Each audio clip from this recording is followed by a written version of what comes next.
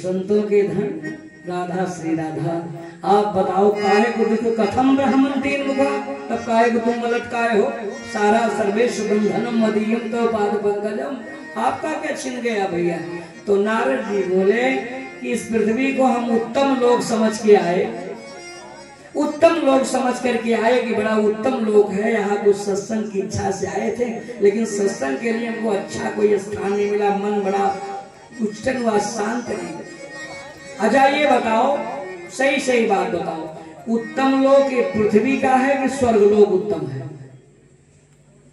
ओ भैया अरुण जी, तो समझ में आएगी पृथ्वी वाले का। आपसे भाई हमारे मुख्य से तो पूछ ले, आपको बताओ। ये तो कह रही कि ये लोग अच्छा है, आप बताओ स्वर्ग लोग अच्छा है कि यही मृत लोग अच्छा है?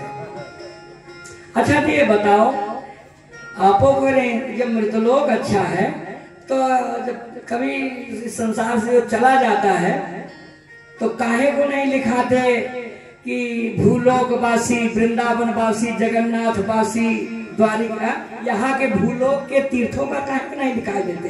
क्या दिखाएंगे? वो स्वर्गवासी, हमारे पिता स्वर्गवासी। बोलो जब भूलोक है तो यहाँ का लोक काहे नहीं लिखाया जाता?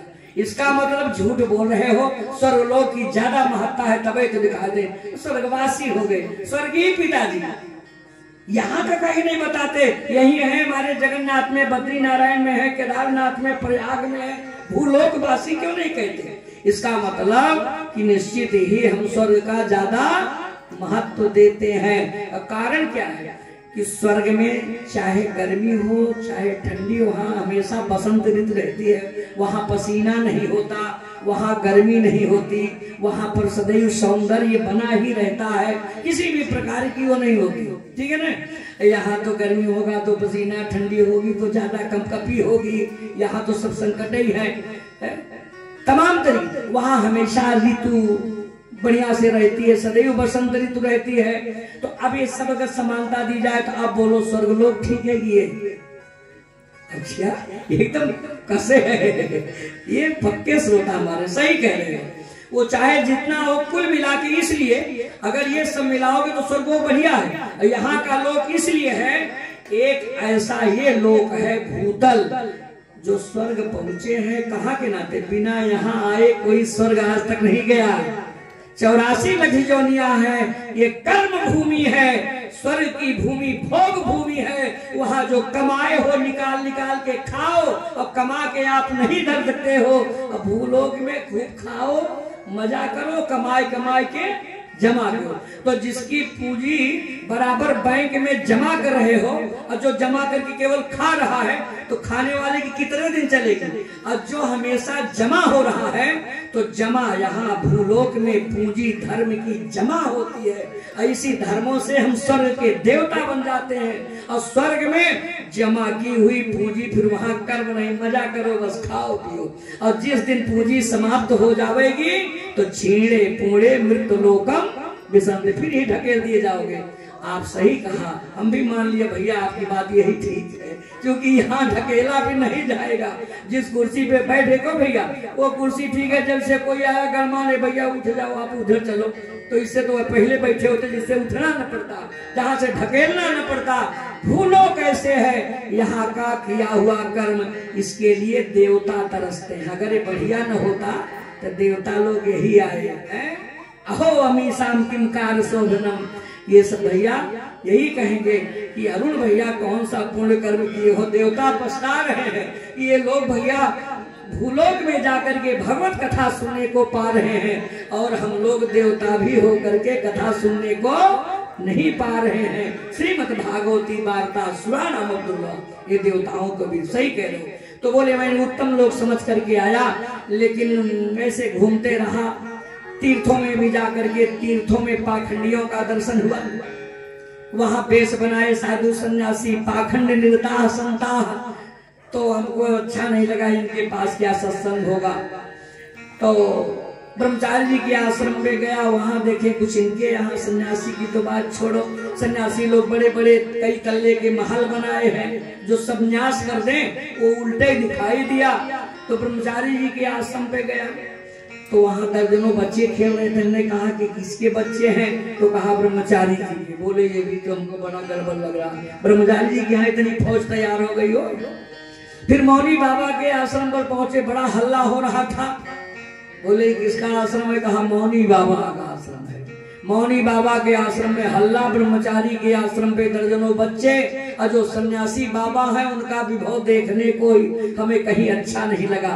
तो बोले हम गृहस्थ इससे बढ़िया है, चलो अरुण सिंह के यहाँ चले, वहां ठीक। लेकिन जब गृहस्थ आश्रम में आया तो यहाँ का भी माहौल क्या देखे कि माता पिता का सम्मान कब तक है, जब तक उनके पास है। रिटायर होके आए सब दे दिए, और जब बुढ़ाई आ गई तो फिर उनका सम्मान नहीं है। वार्ता कोप ने पृच्छति ये है, उनसे फिर कोई बातों करने को सलाह नहीं अगर करेंगे। पिताजी बैठे रहो, अब हमको करने दो, सब ले लिए, अब पिताजी से कोई बात नहीं। माताजी हे भैया सुन लो, अरे तुम तो दिन पे सुनाती रहते हो, अब बोलो।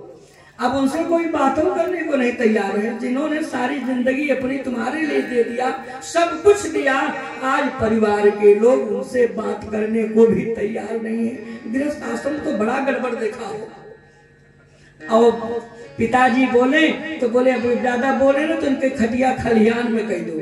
अब तो खलिहान लगवे नहीं करते, वहीं चलिए रखा में, हाँ बाहर कर दो। नहीं खेत में मकाई उकाई बोए तो जाके हड़ावे, यहाँ घर में चिल्लाइबे करेंगे। जब चिल्लाना है तो वहीं हड़ावे, जाके चिड़िया हड़ावे, ऐसे बोलेंगे। और सोचेंगे ये भगवान ने भी चल बसते तबई। और हम सोच रहे हैं कि अभी नतनी के बियाह कैले तब चले, परिवार वाले चाह रहे हैं जाए, बाप से उब गए हैं, उनसे कोई बातों करने को नहीं। हम इतने माया मोह में है कि अभी नाती का विवाह कर ले। कहा गृहस्थ आश्रम का बड़ा गड़बड़ लगा।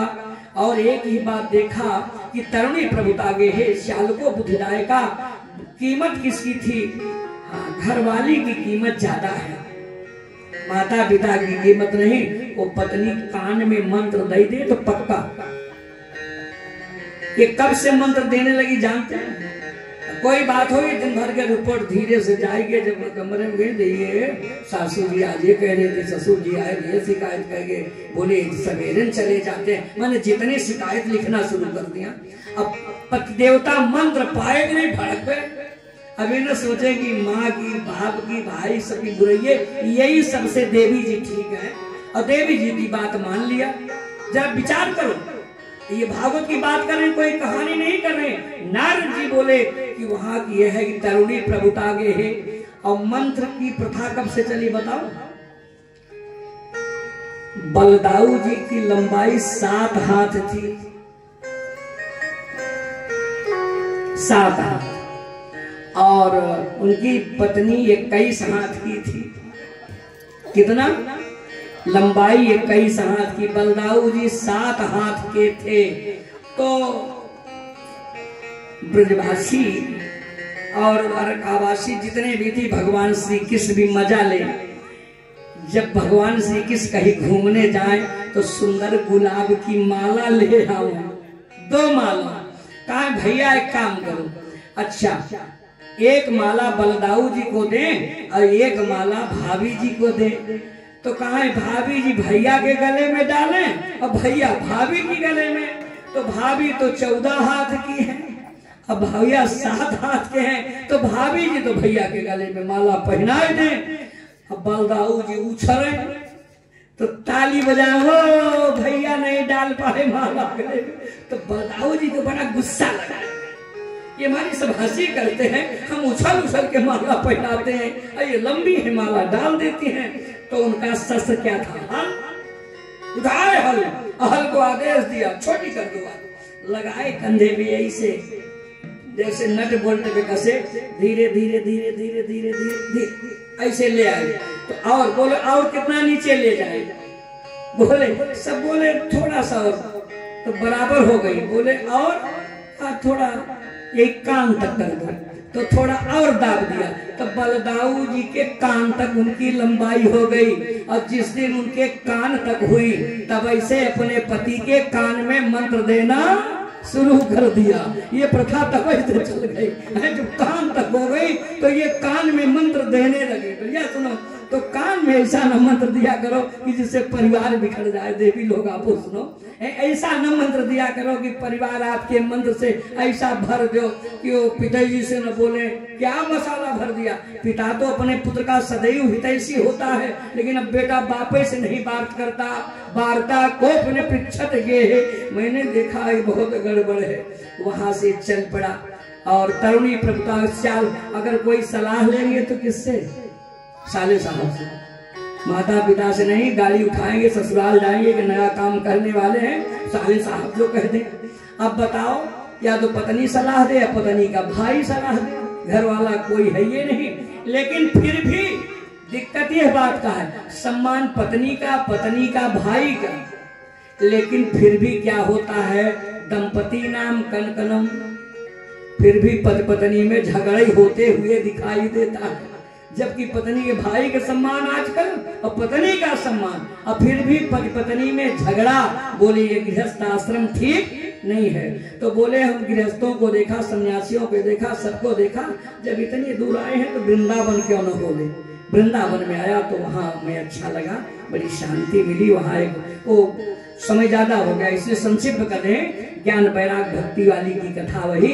ज्ञान वैराग भक्ति को देखा, भक्ति रो रही, ज्ञान बूढ़े थे और गंगा नदियां सेवा कर रही थी। तो ये समझ नारद जी बोले समझ न पाए तो कुछ जाके पूछ लो काहे को रो रही हो। लेकिन दो पग पतला, लेकिन हिम्मत हमारी हार गई। हे भैया, देवियों के समूह में जाना खतरे से खाली नहीं। हम तो इनका दुख पूछने जाए तुरंत कह दें हे बाबा स्त्रियों के बीच में तू काहे आ गया, बेइज्जती कर सकती है ना। तो बोले देवियों के बीच में जाना खतरे से खाली नहीं। फिर मैं सावधान हो गया। स्वयं वो मेरे पास आई। भो साधु क्षणम तिष्ठ मत चिंता अपना से। हाथ जोड़ करके कहा मेरी चिंता। मैंने उससे परिचय पूछा, आप कौन हो, अपना बताई। मैं भक्ति हूँ, ये मेरे पुत्र ज्ञान वैराग्य हैं। और अपने मायके आदि की सब बात बताई और दुख का कारण फूट फूट के रोने लगी। तब नारद जी बोले हो चिंता नहीं करो। एक बात बोली, अगर न ठीक हो तो मैं स्थान वृंदावन छोड़ के विदेश चली जाऊं। इदम स्थानम परित्यज्य विदेशम गम्यते मया। नारद जी बोले चिंता नहीं करो, वो द्वारिकाधीश अभी कहीं नहीं गए हैं। जो द्रौपदी जी के लाज बचाई, श्री कृष्ण चरणाम भोजम अस्मर दुखम गमिष्यति।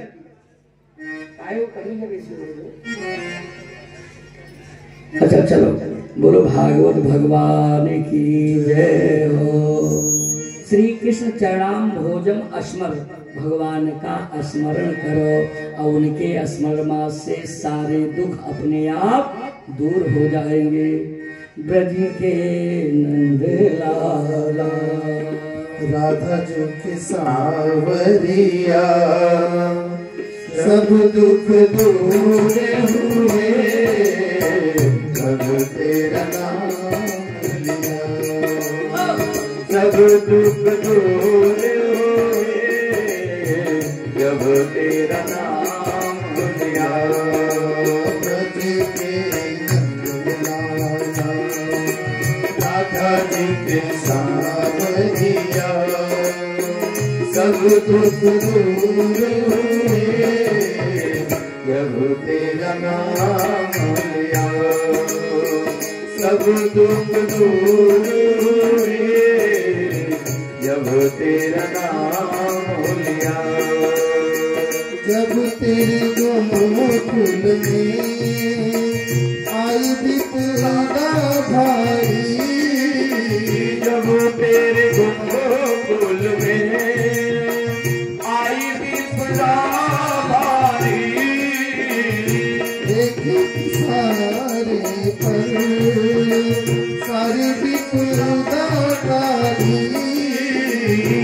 एक सारे पर सारी विपदा टाली, सारी विपदा टाली।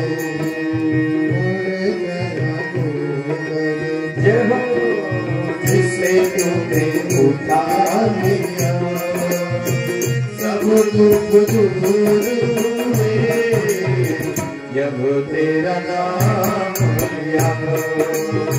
सब दुख दूर हुए, जब तेरा नाम लिया।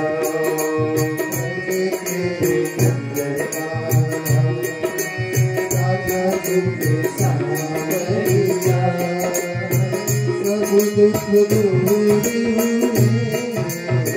जब तेरा नाम लिया। सब दुख दूर हुए, जब तेरा नाम लिया। बोले वो परमात्मा कहीं चले नहीं गए। श्री कृष्ण चरणाम भोजम अस्मर दुखम गमिष्यति।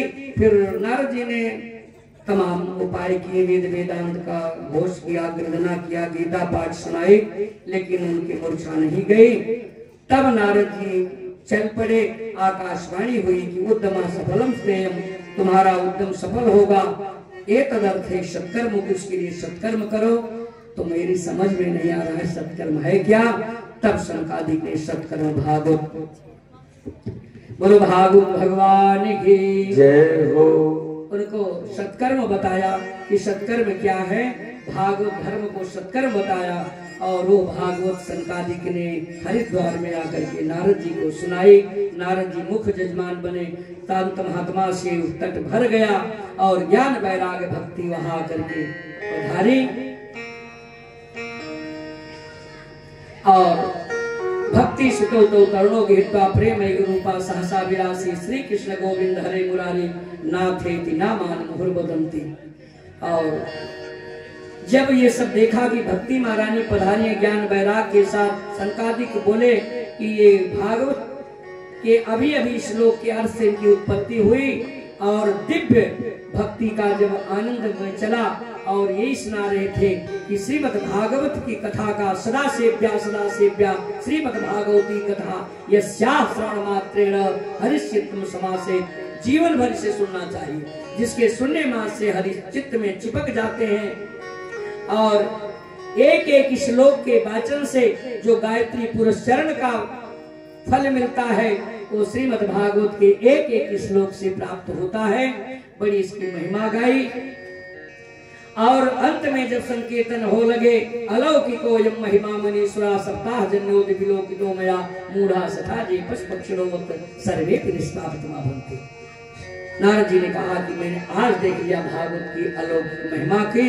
और जो उन्होंने सत्संग की प्रेरणा दिया, कहा अब समझ गए कि भाग्योदयेन लभते बहुजन्म समर्जितेन सत्संगमं च लभते पुरुषो यदा वै। आप जैसे संतों का समागम ऐसे नहीं मिलता, दर्शन अनेक जन्मों का पुण्य होता है। मोह ज्ञान आदि भ्रांति ज्ञान को मिटाने के हेतु ही आप सबका आगमन होता है। बिनु सत्संग विवेक न होय, बिनु सत्संग विवेक न होय,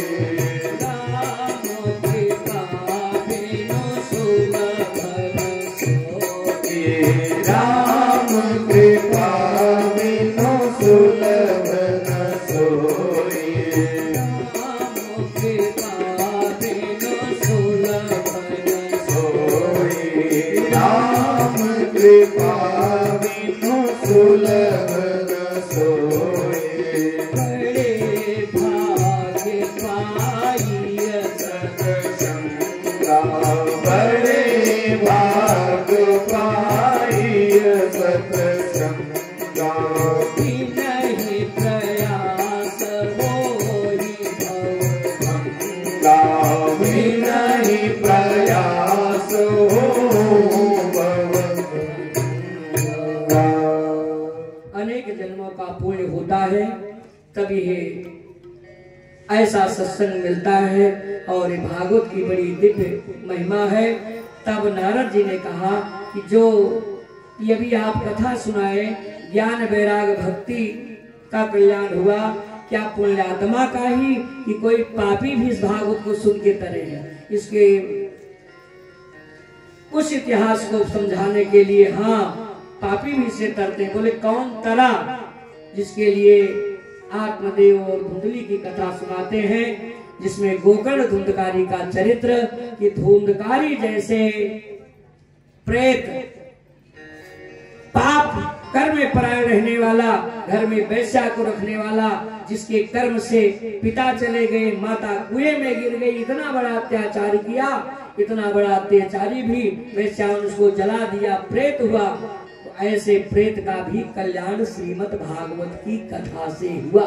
इतने बड़े अपराधी का इस समय ज्यादा हो गया इसलिए बताए, नहीं तो आत्मदेव धुंधकारी का कथा सुनाते। लेकिन इतने सुन लो इस कथा का भाव कि जो प्रेतत्व से भी मुक्ति दिला दे, कोटि कोट अपराध करने वाले इन शरणागति को गए तो भी भागवत की कथा उठे मुक्ति दिलाती है। श्रीमद् भागवती वार्ता प्रेत पीड़ा विनाशनी तथा विषक्ता हो धन्य कृष्ण लोक उपासिता। और 6वें स्कंद अध्याय में कैसा वक्ता, कैसा सोता, कैसा मंडप, क्या विधि आदि यही सब वर्णन किया गया है। सकाम भक्ति के लिए मुहूर्त देखने की जरूरत है। निष्काम भगवती प्रीति द्वारा, जैसे आप सही बताओ कोई उद्देश्य लेकर संकल्प किया कि भगवान से प्रेम बने भगवत है? हाँ, तो ऐसे लिखा है कि निष्काम भक्ति के लिए कोई मुहूर्त की जरूरत नहीं है। जब श्रद्धा भक्ति उत्पन्न हो जाए तदैव पुण्य कालो तस्य अतो अनिमित जीवितम अतः सर्वेषु कालेषु यज्ञालारम्भम सुनो। हर समय भगवत कथा के लिए, इसके लिए गुरुस्त शुक्रस्त। अभी बताए कि हमारे गांव में कुछ चर्चा चल रही थी कि सूरत की कथा कैसे होगी। हम कहा भाई वो ज्यादा ज्ञानी होंगे। स्पष्ट है कि अस्ते गुरु वस्तकते शुक्रे सुक्ते मुकुंदे धनमीन पूजे विरुद्ध पक्षे रविरुद्ध पूजा ना वर्जेत विष्णु कथा प्रसंगा। तमाम है भागवत के प्रमाण है, परशुराम कारिका का प्रमाण है कि यदि जायते वित्तम चित्तम श्रद्धा समन्वितम। जब धन संपन्न हो जाए, चित्त श्रद्धा से समन्वित हो जाए तो वही साहित्य है। क्योंकि शुक्रास गुरास्त न देखो, क्योंकि जीवन क्षणभंगुर है। 2.5 महीना शुक्रास देखोगे फिर आप कथा नहीं सुन पाओगे। जब श्रद्धा उत्पन्न हो जाए तो समझ लो कि साहित्य आई है। तदेव लगनम सुदृम तदेव तारा बलम चंद्र बलम तदेव विद्या बलम दैव बलम तदेव लक्ष्मी पते तेंद्रिव सलामी। भगवत चरणारविंद के लिए वही सब कुछ है। और ये महात्म विधि सारी बातें बताई। और ये धुंधकारी के पास जो 7 गांठ का टुकड़ा गाड़ा जाता है ये प्रतीक मात्र है।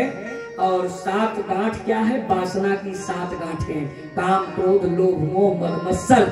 ये भगवत कथा सुनने के बाद, जैसे भागवत में लिखा है कि रोज एक गांठ फाट जाती थी। दिनांते रक्षिता गाथा प्रथम ग्रंथि से भेदन। सूर्यास्त हो और पहले दिन कथा विराम हो तो एक गांठ फट जाती थी।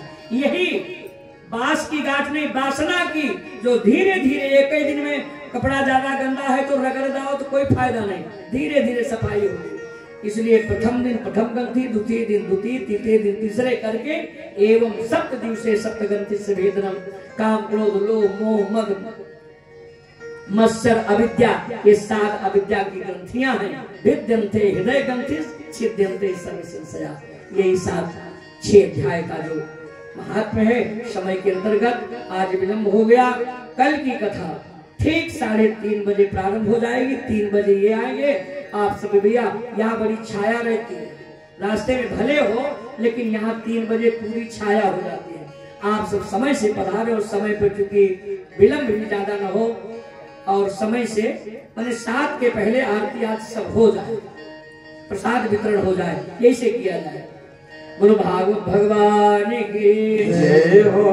राधे कृष्णा गोविंदा गोपाल राधे माधवा, राधे कृष्णा गोविंदा गोपाल राधे माधवा, राधे कृष्णा गोविंदा गोपाल राधे माधवा, राधे कृष्णा गोविंदा गोपाल राधे माधवा, राधे माधवा गोविंद राधे केशवा गोपाल राधे माधवा गोविंद राधे केशवा, राधे कृष्णा गोविंदा गोपाल राधे माधवा, राधे कृष्णा गोविंदा गोपाल राधे माधवा, राधे कृष्णा गोविंदा गोपाल राधे माधवा, राधे कृष्णा गोविंदा गोपाल राधे माधवा।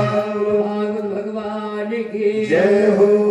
आप सब खड़े हो जाओ, भागवत भगवान की आरती। घर के परिवार के जो भी सदस्य हैं आरती बारी बारी से सभी लोग करते रहेंगे। जो भी जिनकी भी इच्छा है आरती करने की, तो घर के हैं परिवार के हैं, और एक लोग आरती मंडप में भी लेकर के चले जाएंगे, वहाँ भी आरती करिए। करके तत्काल जो घर में भी बैठे हैं वो भी आरती में आ जाए कम से कम।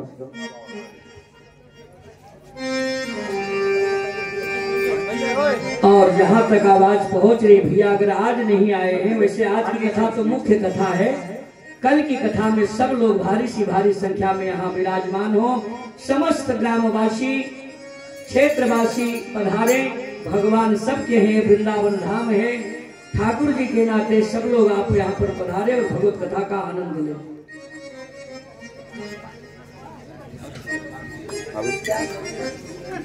अरे आओ तो कोई सब कुछ बाई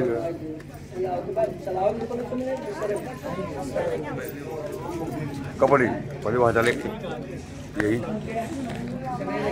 हाँ पहले वहाँ चले पहले यहाँ ओम चंद्रमा मनसो जात चक्षुः सूर्यो वजायत श्रोत्राद वायुः प्राणस्य मुखादग्निर्जायत।